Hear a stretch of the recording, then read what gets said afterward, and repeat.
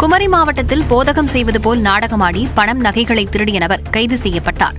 கேரளாவைச் சேர்ந்த ஷிபு நாயர் என்பவர் குமரியில் கடலோர கிராமங்களில் தனிமையில் வசிக்கும் பெண்களை குறிவைத்து போதகம் செய்வதாக கூறி நடித்து அவர்களை திசை திருப்பி வீட்டில் உள்ள பணம் நகைகளை கொள்ளையடித்துள்ளார். பல்வேறு புகார்களின் பேரில் கேரளாவின் கோட்டயம் காவல்துறையினர் அவரை கைது செய்தனர். போதகம் என ஏமாற்றியது எப்படி என அவர் நடித்து காட்டிய வீடியோ வெளியாகியுள்ளது. നിന്നെ വിടിവിക്കുവാൻ ശക്തനായവൻ യേശുവിന്റെ നാമത്തില് ബൗട്ടാലിയ യേശുവിന്റെ അധികാരമുള്ള നാമത്തില് ബൗട്ടാലിയ റീകാരബ ബൗട്ടാലിയ ജാരാബ യേശുവിന്റെ നാമത്തിൽ. கடும் பனிமூட்டம் காரணமாக ஏற்காடு குளுகுளுவென மாறியதால் சுற்றுலாப் பயணிகள் மகிழ்ச்சியடைந்துள்ளனர். பகலில் கடும் பனி சூழ்ந்து 5 அடி தூரத்தில் இருப்பது கூட தெரியாத சூழல் இருந்ததால் வாகனங்களை இயக்குவதில் வாகன ஓட்டிகள் சிரமம் அடைந்தனர். திடீரென சாரல் மழையும் பெய்ததால் சுற்றுலாப் பயணிகள் மழையில் நனைந்தபடியே பனிமூட்டத்தை ரசித்து வியந்தனர்.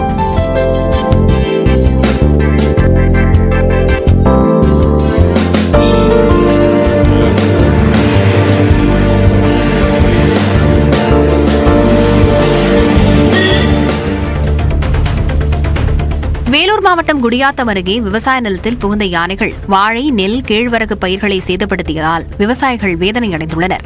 சாலையோரம்பட்டி, கணவாய் மோட்டூர் உள்ளிட்ட கிராமங்களில் யானைகளின் நடமாட்டம் அதிகரித்துள்ளது. பொன்னுரங்கம், கேசவன், நவநீதம் ஆகியோரின் விளைநிலங்களுக்குள் புகுந்த யானை அறுவடைக்கு தயாராக இருந்த பயிர்களை சேதப்படுத்தியது. மேலும் பாதுகாப்புக்கு போடப்பட்ட கம்பி வேலிகளையும் யானைகள் சேதப்படுத்தியுள்ளன. மத்திய பிரதேசத்தில் உடல்நலம் பாதிக்கப்பட்ட ஒருவர் தற்கொலை செய்து கொண்டதாக கூறப்பட்ட நிலையில் இறப்பதற்கு சில நாட்களுக்கு முன்பு அவரை மனைவியும் மகள்களும் கடுமையாக தாக்கிய வீடியோ வெளியாகியுள்ளது. மொரினாவைச் சேர்ந்த ஹரேந்திர மௌரியா என்பவர் உடல்நலம் பாதிக்கப்பட்டு படுத்த படுக்கையாக இருந்து வந்துள்ளார். மனைவி விட்டுச் சென்ற சோகத்தில் அவர் கடந்த மார்ச் 1ஆம் தேதி தற்கொலை செய்து கொண்டதாக கூறப்படுகிறது. பிப்ரவரி 2ஆம் தேதியே ஹரேந்திராவின் மனைவியும் மகள்களும் அவரை இரக்கமின்றி அடித்து துன்புறுத்திய வீடியோ காட்சி வெளியாகியுள்ளது.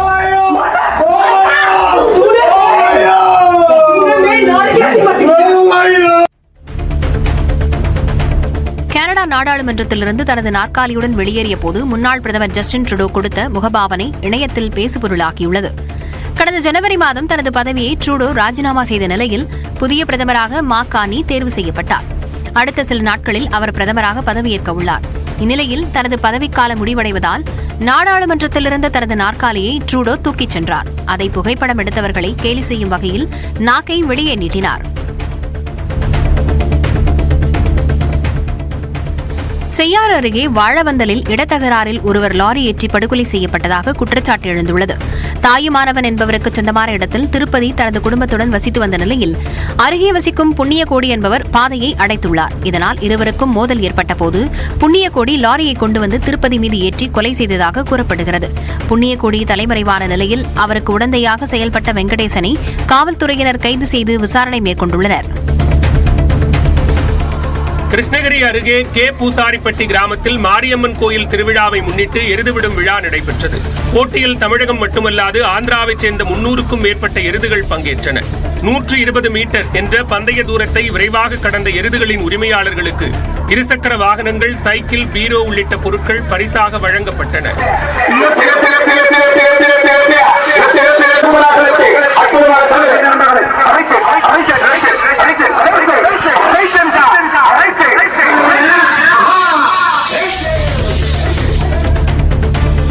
சேலம் மாவட்டம் ஓமலூர் காடையாம்பட்டி பகுதியில் மான் மற்றும் காட்டுப்பன்றிகளை வேட்டையாடி விற்பனை செய்த 3 பேர் கைது செய்யப்பட்டனர்.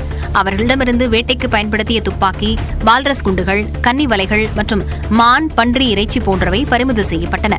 கைது செய்யப்பட்ட சுப்பிரமணி, மதியழகனுக்கு 4 லட்சம் ரூபாயும், பிரகாஷுக்கு 2 லட்சம் ரூபாயும் அபராதம் விதிக்கப்பட்டுள்ளது.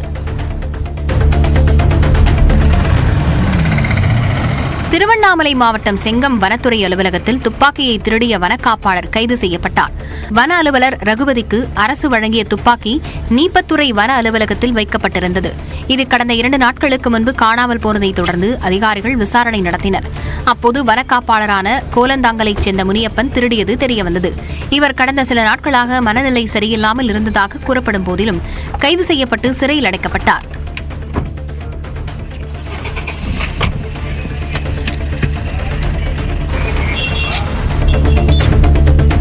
மயிலாடுதுறை மாவட்டம் முட்டும் கிராமத்தில் இரட்டை கொலை வழக்கில் கைது செய்யப்பட்ட 3 சாராய வியாபாரிகள் குண்டர் தடுப்பு காவல் சட்டத்தில் சிறையில் அடைக்கப்பட்டனர். கடந்த 14ஆம் தேதி ஹரிஸ், ஹரிசக்தி ஆகியோர் கொலை செய்யப்பட்ட வழக்கில் 6 பேர் கைது செய்யப்பட்டனர். மேலும் பெரம்பூர் காவல் ஆய்வாளர் உட்பட 19 பேர் பணியிட மாற்றம் செய்யப்பட்டனர். நிலையில் எஸ்பி பரிந்துரையின் பேரில் தங்கதுரை, மூவேந்தன், ராஜ்குமார் ஆகியோரை குண்டர் தடுப்பு சட்டத்தில் சிறையில் அடைக்க மாவட்ட ஆட்சியர் ஸ்ரீகாந்த் உத்தரவிட்டார். சாம்பியன்ஸ் கோப்பை பரிசளிப்பு விழாவில் தொடரை நடத்திய பாகிஸ்தான் கிரிக்கெட் வாரியத்தை சேர்ந்த எந்த ஒரு அதிகாரியும் பங்கேற்காதது சர்ச்சையை ஏற்படுத்தியுள்ளது. துபாயில் நடைபெற்ற நிறைவு விழாவின் போது பாகிஸ்தான் கிரிக்கெட் வாரியத்தின் நிர்வாகிகள் புறக்கணிக்கப்பட்டதாக புகார் எழுந்தது. இதுகுறித்து ஐசிசி அளித்த விளக்கத்தில் பாகிஸ்தான் கிரிக்கெட் அமைப்பின் தலைவர் முஹ்சின் நக்வியை மேடைக்கு அழைக்க திட்டமிட்டிருந்ததாகவும், ஆனால் அவர் இறுதிப் போட்டியை காணவே வரவில்லை என்றும் கூறியது. இந்த விளக்கத்தை நிராகரித்துள்ள பாகிஸ்தான் கிரிக்கெட் அமைப்பு தொடரை நடத்திய நாடாக தங்களுக்கு உரிய மரியாதையை தரவில்லை என்றும் குற்றம் சாட்டியுள்ளது. செங்கல்பட்டில் வீட்டின் பூட்டை உடைத்து 20 சவரன் தங்க நகைகளும் 1,10,000 ரூபாய் ரொக்கமும் கொள்ளையடிக்கப்பட்டுள்ளது. திருச்சியில் உள்ள தனியார் நிறுவனத்தில் பணியாற்றி வரும் ராஜ்குமாரின் மனைவி சரண்யா வீட்டை பூட்டிக் கொண்டு சீத்தனஞ்சேரியில் உள்ள தாய் வீட்டிற்கு சென்றிருந்தார். அவர் வீடு திரும்பிய போது வீட்டின் பூட்டு உடைக்கப்பட்டு பீரோவில் இருந்த நகை மற்றும் பணம் கொள்ளையடிக்கப்பட்டது தெரியவந்தது. IPL முதல் பாதியில் லக்னோ அணியின் நட்சத்திர வீரர் மயங்க் யாதவ் விளையாட மாட்டார் என தகவல் வெளியாகியுள்ளது. லக்னோ சூப்பர் ஜெயின்ஸ் அணிக்காக கடந்த சீசனில் அறிமுகமாகி சிறப்பான ஆட்டத்தை வெளிப்படுத்திய வேகப்பந்து வீச்சாளரான மயங்க் யாதவ் மணிக்கு 150 கிலோமீட்டர் என்ற வேகத்தில் பந்து வீசி அசத்தக்கூடியவர். இவரை நடப்பு சீசனுக்காக லக்னோ அணி 11 கோடி ரூபாய்க்கு தக்க வைத்தது.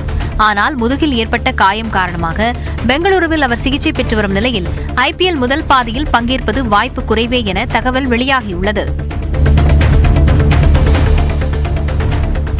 தெலங்கானாவின் ஸ்ரீசைலம் அருகே சுரங்கத்தில் சிக்கிய 7 பேரை ரோபோ உதவியுடன் மீட்க மீட்புக் குழுவினர் சுரங்கத்திற்குள் சென்றுள்ளனர். ஸ்ரீசைலம் இடதுக்கரை கால்வாய் அமைக்கும் பொருட்டு 44 கிலோமீட்டர் தூரத்துக்கு சுரங்கம் தோண்டும் பணி நடைபெற்று வந்தது. அப்போது ஏற்பட்ட விபத்தில் இடிபாடுகளில் சிக்கி 8 ஊழியர்கள் மாயமாகினர். சுமார் 2 வாரங்களாக அவர்களை தேடும் பணி நடந்து வந்த நிலையில் 2 நாட்களுக்கு முன்பு ஒருவரின் உடல் அழுகிய நிலையில் மீட்கப்பட்டது. சேரும் சகதியுமான சுரங்கத்துக்குள் ஊற்று நீர் அதிக அளவில் பீரிட்டு வெளியேறும் நிலையில் ரோபோ உதவியுடன் மற்ற 7 பேரை தேடும் பணி முடுக்கிவிடப்பட்டுள்ளது.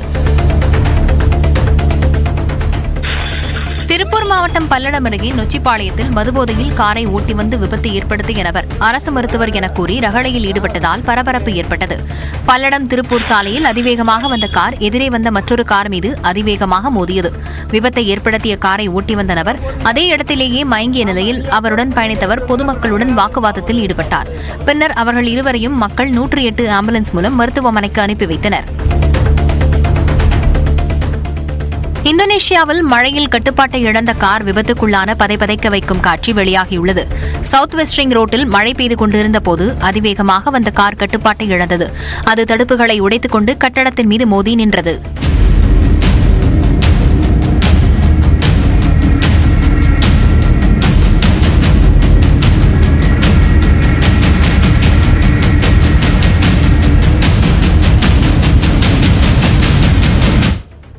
திருவள்ளூர் அருகே திருப்பாச்சூரில் திமுகவினர் சார்பில் வைக்கப்பட்டிருந்த கட் அவுட் மற்றும் பேனர்கள் கனமழையின் போது சரிந்து விழுந்ததால் வாகன ஓட்டிகள் அச்சமடைந்தனர். நாளை மத்திய அரசை கண்டித்து திருப்பாச்சூரில் முதலமைச்சர் தலைமையில் நடைபெறவுள்ள கண்டன பொதுக்கூட்டத்திற்காக ஏற்பாடுகள் நடைபெற்று வந்தன. இதற்காக அந்த பகுதியில் சாலையின் இருபுறமும் திமுகவினர் சார்பில் கட் அவுட்டுகள், பேனர்கள் வைக்கப்பட்டிருந்தன. இந்நிலையில் இன்று கனமழை கொட்டிய போது காற்றும் வேகமாக வீசியதால் கட் அவுட்டுகள் சரிந்து விழுந்தன. மாவட்ட எஸ்பி அலுவலகம் அருகே வரிசையாக வைக்கப்பட்டிருந்த 4 ராட்சத பேனர்கள் தலைக்குப்புற கவிழ்ந்து ஆட்டோ மீது விழுந்தது. அருகே பேருந்துக்காக காத்திருந்த பள்ளி குழந்தைகள் உட்பட 5 பேர் நல்வாய்ப்பாக தப்பினர்.